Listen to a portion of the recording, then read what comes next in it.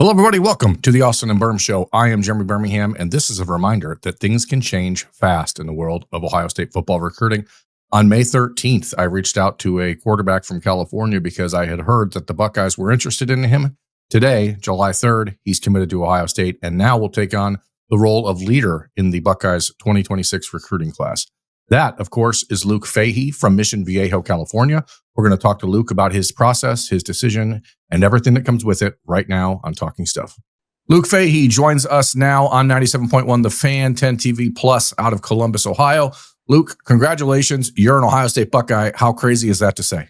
Yeah, it's pretty crazy for me just because, again, I've dreamed of being a Buckeye. I've watched games since I was a little kid. I've cried a lot in certain games and stuff like that. So getting this opportunity to play in the shoe and put on the uniform, it's big, not just for me, but for my whole family. You know, I was looking back at our interactions, and the first time I sent you a DM on Twitter was May 13th because I had heard from some sources that the Buckeyes were out there sniffing around and were impressed by what they saw with you.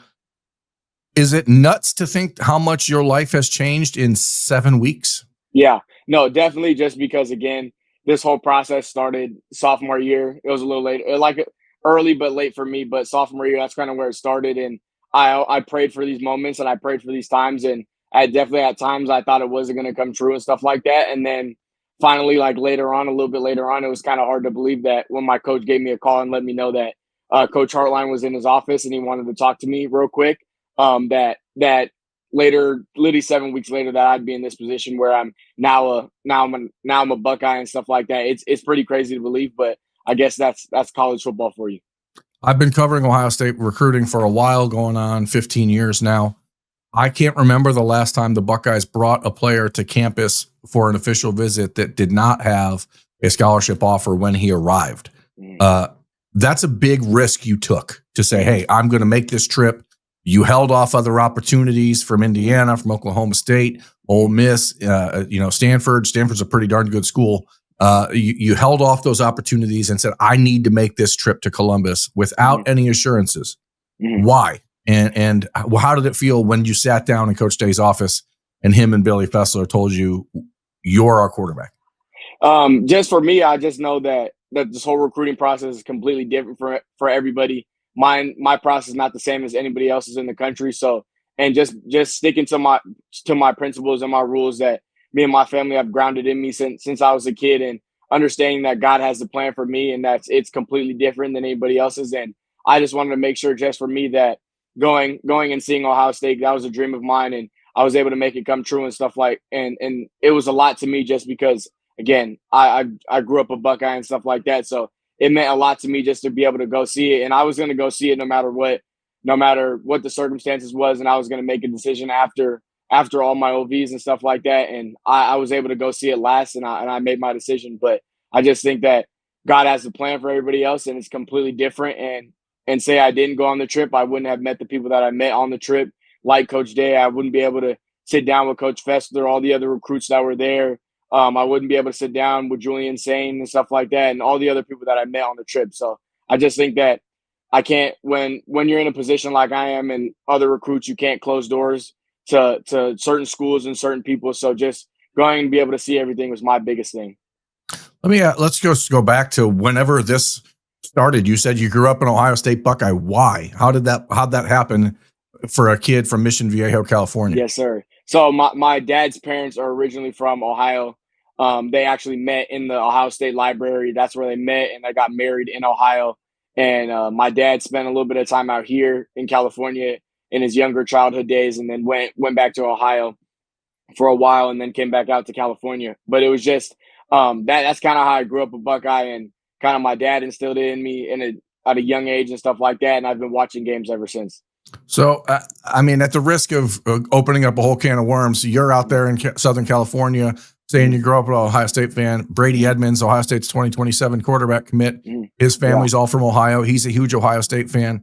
Yeah. When the Buckeyes were there recruiting your former teammate, Phillip Bell, a year ago, what was it like for you when they show up and you realize, hey, maybe there's an opportunity here for me to get their attention? Yeah, no, it was huge. That's definitely for me, just because of how connected I knew he was, and kind of going out his recruiting process and stuff like that. I knew that he was super high on Ohio State, and I knew that was one of my dream schools. So I kind of did everything I could to stay in touch with him as much as possible. And any chance that he went up there, I always texted him and stuff like that and asked him if they were looking for a 2026 quarterback and stuff like that. And kind of it's crazy to believe that when they were down here and stuff like that, that I was able to get in front of them kind of in my junior year later, but still, it was my junior year. And then when they came back out my senior year, like a little later in the process, it was again hard to believe just because one, they were off a national championship, and two, again, it's Ohio State. It's a top school, top football school, and everything like that. So it was kind of crazy to believe. I don't like to dwell on things that maybe piss you guys off as recruits, but I think it's important. You're the number 25 ranked quarterback in the country. You won a state championship in California as a freshman, I believe, correct? Sophomore. As a sophomore, my apologies. Sir. You won a state championship there at Mission Viejo, one of the most widely respected football programs in the state of California and in the country. This past weekend, you and your Mission Viejo teammates hosted a 7-on-7 that had tons of big name schools from all over California, including Mater Dei and those elite programs that we hear about anywhere in the country, which you won. It's an event that you're calling all of your own plays for your team, doing things that a lot of high school quarterbacks don't do. Mm-hmm. Why are you ranked the number 25 quarterback in the country? What are people nationally missing when they look at Luke Fahey? Because the film and everything else is pretty darn special. I just think being in the kind of position I'm in and being kind of on the shorter side of a quarterback. Also, I did split time my sophomore year and my junior year, which kind of my stats are a little lower than some of the other kids in my class and around the country. But and I think also my size plays a big factor into I'm not kind of the ideal size of a quarterback of not like above the 6'3" range and stuff like that. So I mean I kind of feel like that's it. But again, like for me, I kind of just don't go off rankings. Football is football. Like you got to end up playing the game no matter what. And if I can just keep getting better every single day and keep working as hard as I possibly can to maximize my opportunities and stuff like that, then I'm going to do it. And no matter what it takes, I have goals in my life that I want to be in the NFL. I want to be a draft pick. I want to play college football at the highest level. So I'm going to do everything in my power to get there no matter what. I don't care who's in front of me, what's going to stop me, but I'm going to try to overcome everything. As I watch your film, and you can tell me if you've heard these comparisons before, it doesn't really matter. I'm not a talent evaluation expert, but I see a lot of like Russell Wilson in your game, and I don't know if it is the size. I don't know if it's the size. I don't know if it's the way you hold the ball. I don't know if it's the way you release the ball, but who are the influences for you growing up, and how do you deal with those conversations with staff? Ryan Day can watch your film. He can see you in person. He can see all the things, but you're 6 foot tall, right? That's the way it goes. So how do you fight against the archetype, I guess? How do you fight against this idea that because you're a shorter quarterback, that short doesn't mean small? Yeah. I kind of just think that it's kind of just in my nature. Kind of, I grew up a competitive kid. I played 4 sports growing up. So kind of being just that competitive kid, no matter what. And I've heard it a lot by a ton of other schools and a ton of people, but I think that kind of just motivates me to be even better. And kind of just every time I step on that field, I'm kind of trying to prove everybody wrong that kind of doubted me, that's always said I was too short, said I didn't have a strong enough arm, said I was too slow, just something like that, that everything that everyone said, I always keep it in the back of my mind when I go out there on the field, that it's kind of like I'm putting on for everybody and all the people that have doubted me. I'm showing why I think I'm the best and why everything they said is completely false. When you decide, and you and your family, that you are not just going to visit Ohio State, you're not just going to consider their offer, but you're committing to be an Ohio State Buckeye. Yes, sir. What is that conversation like with your family? Because I think for Ohio State fans, kids growing up in the state of Ohio watching this and wondering, how does this kid from California get into this position? Like when you have to make that decision, and I know we talked after your official visit, you said it was like recruitment changing, but you still have to decide, hey, I'm ready to make this leap. I'm ready to go 2,000 miles away from home. What are the biggest hurdles to clear in that final conversation? I think for me, again, it's just when after I got home from that official visit and stuff like that, and I was talking to my family, it was kind of like a no-brainer, I would say, for me and my family. Like, I was kind of breaking down the other schools in Ohio State, and I just felt like that going to a place like that, it would meet everything and all the stuff that I wanted to accomplish in my life. And I know many people say it's far. It is far.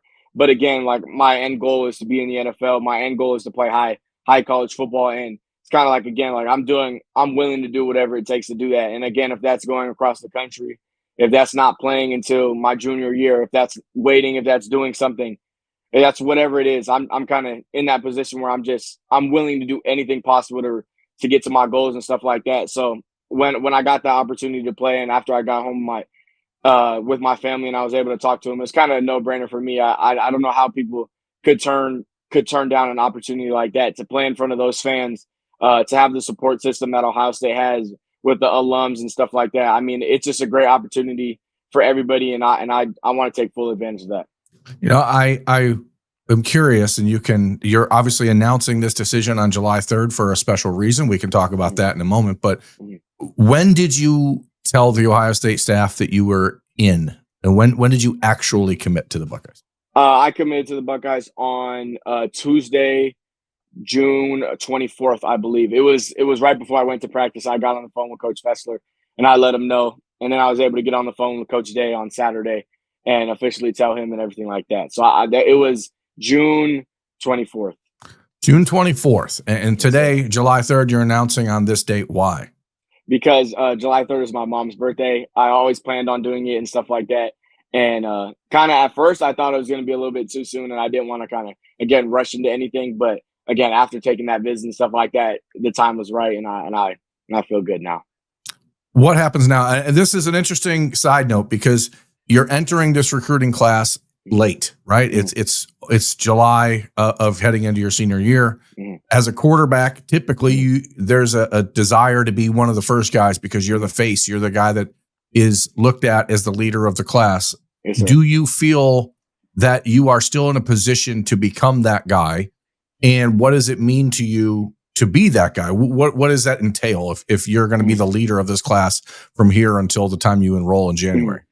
I think, again, like, I'm in a great position, and I definitely feel like being the quarterback of any team, you're kind of the face and the leader of everything. Kind of people look up to you in a lot of certain scenarios and stuff like that. So finally getting able to commit to a school like the Buckeyes and stuff like that. And I know they have a ton of other commits and stuff like that at tons of other positions, and just now committing on July 3rd on Thursday, when I'm able to finally announce and stuff like that. I can't wait to connect with all the commits and connect with everybody on the staff and stuff like that. But I think it is pretty big. And I know a lot of QBs tend to commit early and stuff like that and be kind of the face of the program. But again, I think my whole recruitment was different. And I think that it played out how it was supposed to play out and stuff like that. And I'm in a great position. And when I announce it, I feel like it will be great. And I know I'll get a lot of love from the fans and stuff like that. And then I just can't wait to, of course, connect with all the other commits, and then try to get a few commits after me.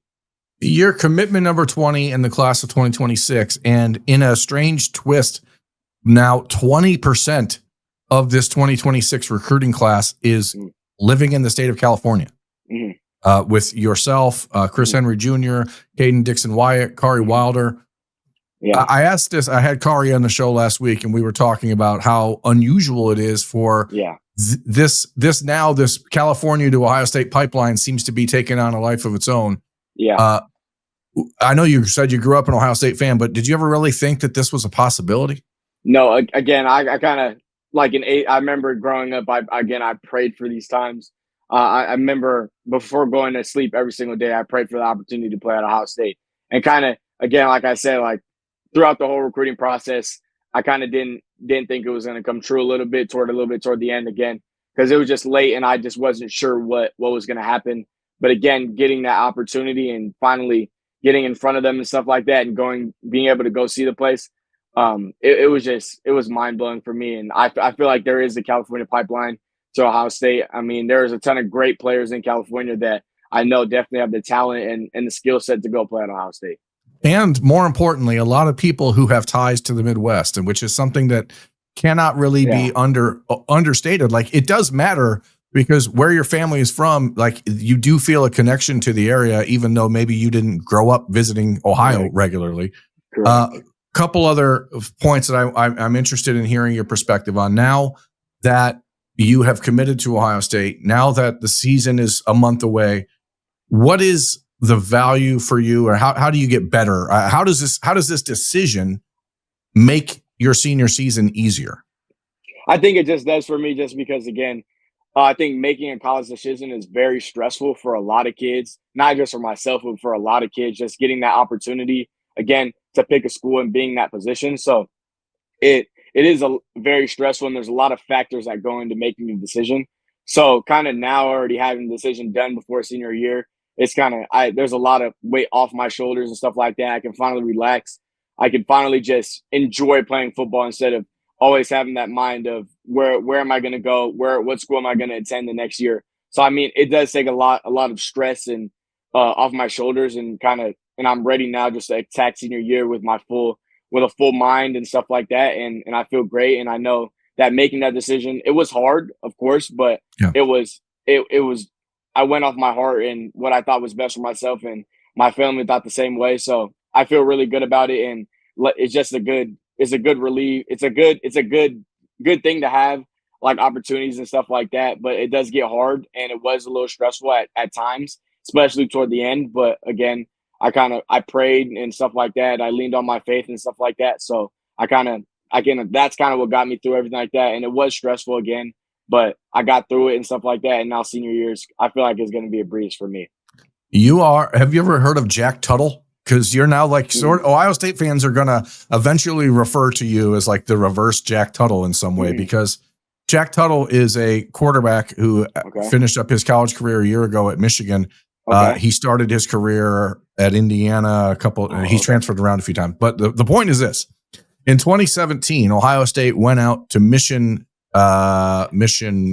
Hills, San Marcos, California. Mission Hills High School to recruit Jack Tuttle. He was the quarterback out there at Mission Hills. And in doing so, they saw this scrawny little receiver whose name was Chris Olave. So that's how they found Chris Olave, because they went out to recruit Jack Tuttle.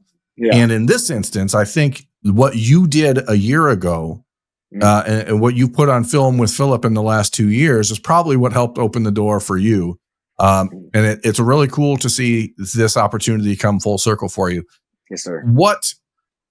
I see you wear number 3. I'm trying to get a sense of, for all you guys, why you wear the number you wear.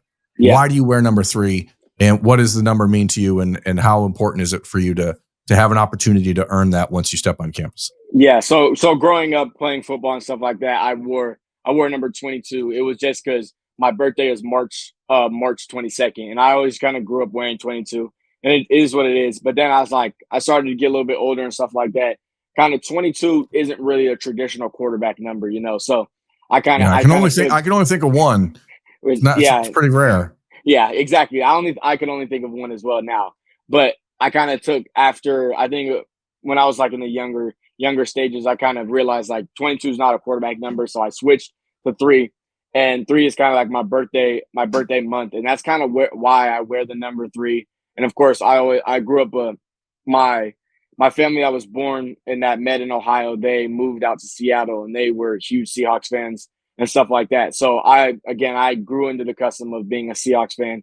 And I was able to go to the stadium and everything like that while Russell Wilson was on the team. And he was a really good quarterback at the time. And of course, he wore number 3. So it's kind of like that was also another big reason why I wore number 3. I want to be clear. We've never talked about the Russell Wilson connection earlier. It's just when I watch your film, it's all I see. Yeah. And so, I mean, it just hits you in the face. Yeah. And there was at one point, as you get into your Ohio State history, Luke, you'll realize there was a guy who played quarterback at Ohio State in the days before quarterbacks were what they are now, named Les Horvath, who was a Heisman Trophy winner and one of the few retired numbers in Ohio State history. He wore number 22. So if there's any chance to ever wear it in Columbus, you'd need to get some permission from some families. But three seems a little bit more feasible. So look, man, I really do appreciate you taking time. I know that with the 4th of July, with your mother's birthday, with everything else, getting ready for your senior season, this is a complicated and busy week ahead of you. And I'm really grateful for the opportunity to introduce you more properly to the state of Ohio and Ohio State fans. So congratulations on your decision.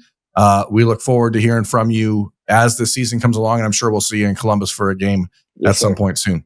Yes, sir. Appreciate you. Thank you. No problem. That is Luke Fahey. I am Jeremy Birmingham. This has been Talking Stuff on 97.1 The Fan in Columbus. Thanks for watching. We'll see you next time.